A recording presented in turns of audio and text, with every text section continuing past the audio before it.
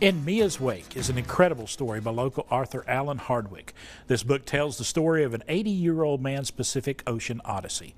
And here to share this amazing story with us himself is the author himself, Alan Hardwick. How you doing? I'm doing great, Chris. Let's talk about, before we get into the book, what are you doing right now?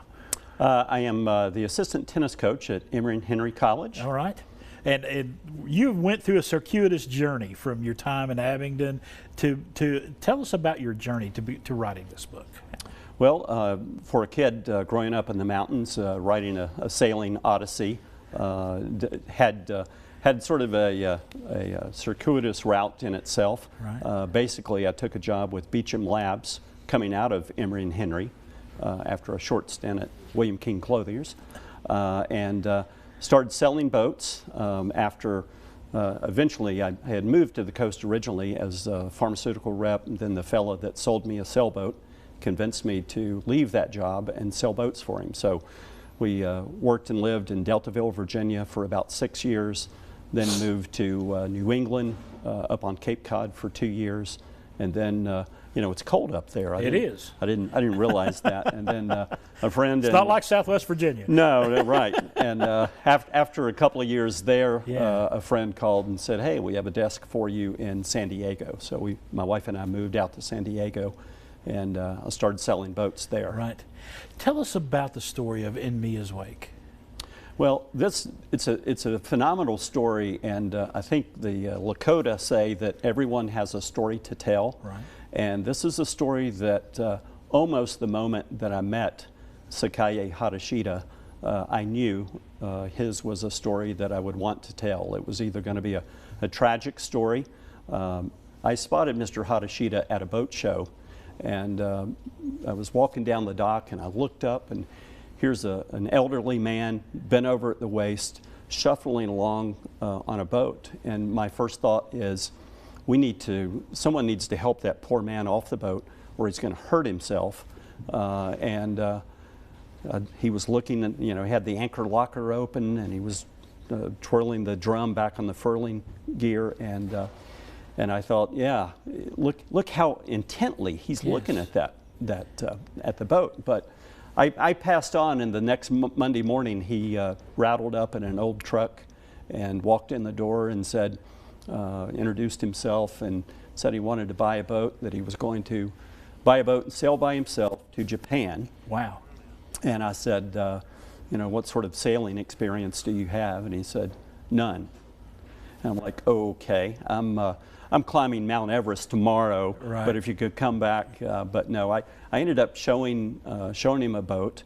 And the old adage in sales is you treat someone like a customer, right, until they prove they're not. Right.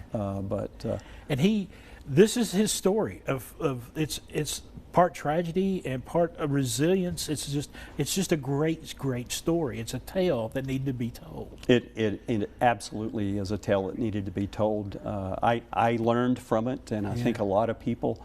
He befriended a lot of people around the world. That was another sort of unexpected payoff for him. But his mission was to sail to Japan because he had promised his wife that if she died first, he would return her ashes to her family, to be buried with her family. Right. And he did not want to, the obvious question is, why didn't you just fly back to Japan? And he had, as a younger man, was drafted into the Japanese Navy, and later became volunteered or told to volunteer to become a kamikaze trainee. And so he didn't have much affection for aviation. Right. But really, he also disclosed that he had been a commercial tuna fisherman earlier in his life.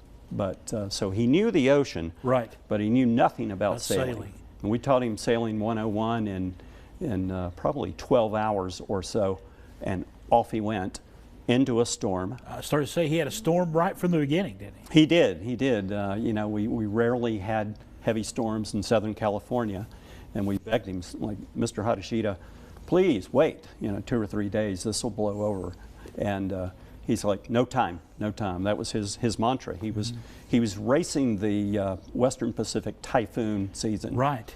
And that's a race that he sort of lost because he didn't calculate that it would take a couple of months to commission the boat, put the boat together. So this is his story of making this journey from the very, very beginning to the end of it. Yes, yes, and I told it. Fortunately, you know, a lot of friends that I visited with. Actually, I did a book launch event in San Diego and spoke in front of the former or the Beneteau owners group, and many of the people that worked with me during that time said, "Wow, this seems like just yesterday. You've really captured this period of time," and I should have, because immediately when he left, I wrote probably the first 3 chapters.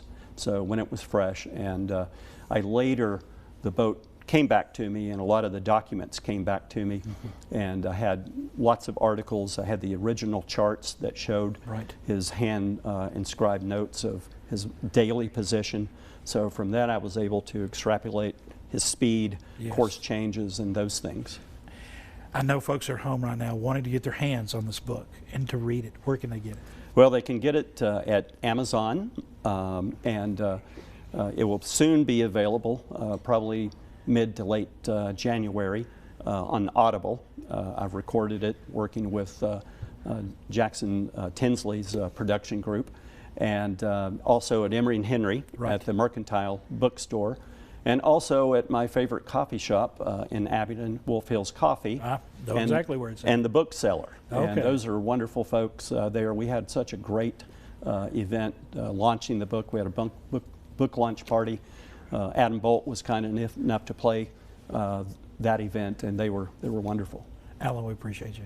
Thank you. Wish we had more time. Oh, you're welcome. All right. Folks, we give you some great places to pick this book up. It is In Miya's Wake by Alan Hardwick. It's available on Amazon.com. It's probably the easiest way, but you can track it down all over our region here. Go to AlanHardwickBooks.com for more information as well.